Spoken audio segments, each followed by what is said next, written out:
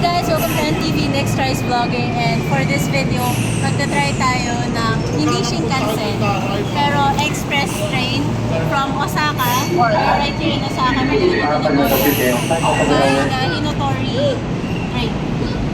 So express train siya, mukha siyang Shinkansen pero hindi siya kasing bilis ng Shinkansen, which is fine kasi we're just trying to get time right now para sakto yung dating namin for the check-in ng hotel.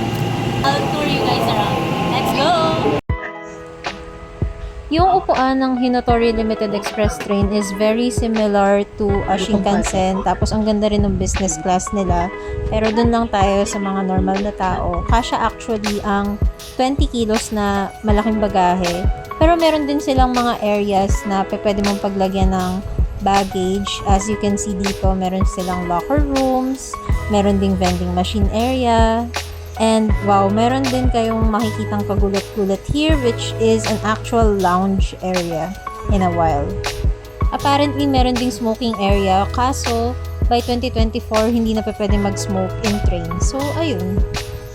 And abante ka pa ng konti, you will see their coffee area.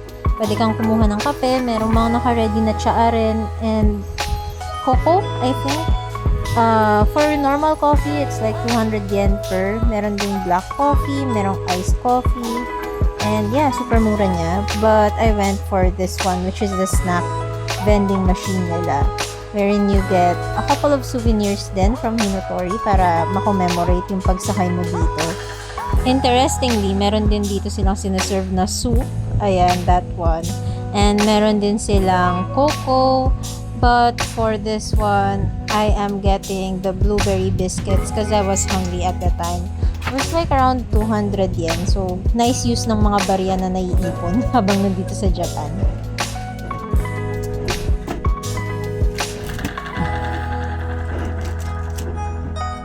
Hey! Lounge and Hinotori Crest. The lounge. May mga CR na scattered within the train aside sa lounge nila na to. And kain tayo.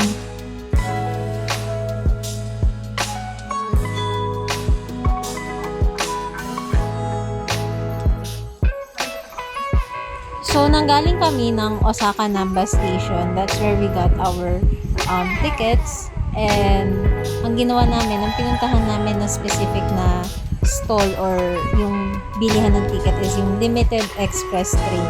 O, kailangan limited express train yung kunin nyo para makuha nyo to. Tapos meron din siyang way para maging reserved seating yung style. Dahil marami kami, ang kinuha namin is yung nasa pang 10 na pinto. Ayun, para medyo malapit siya sa mismong pinto. Para meron kami extra space to store our baggage if in case na hindi nagkasya. Pero apparently, kasya talaga yung 20 kilos na malaking luggage dun sa area mo. Just like a Shinkansen. So, ayun. Enjoy naman. Konti lang ang stops. Mga 4 lang na stops. 4 or 5 from Namba Station. It was a really pleasant 2 hours and 30 minutes na ride from Namba Station to Nagoya Station. And oh my God, sobrang nakaka-relax siya. After kong mag-film nito, grabe, I was out like a light. Using the Limited Express Kintetsu line, super dali niya and super mura niya in comparison sa isang Shinkansen ride. And ang nakakatuwa dito, if magsa-start ka from Nagoya and then you kinda wanna go to USJ sa Osaka or maybe you just wanna do a day trip there, balik ka ng Nagoya kasi madalas mas mura ang ticket ng Osaka Plains, ng Nagoya Plains. Then, yeah, go! Ito yung pinaka-convenient na way to do it. So, yeah. まもなく、名古屋に到着します。この電車は、この駅までです。名鉄線、地下鉄線、JR 線、青波線は、お乗り換えです。車内にお忘れ物のないよう、ご注意ください。近鉄特急、火の鳥をご利用いただきまして、ありがとうございました。We will soon make a stop at Nagoya. Station number E1. Please change here for the Meitetsu, Subway, JR, and Aonami lines. Thank you for taking the Kintetsu Limited Express Hinotori.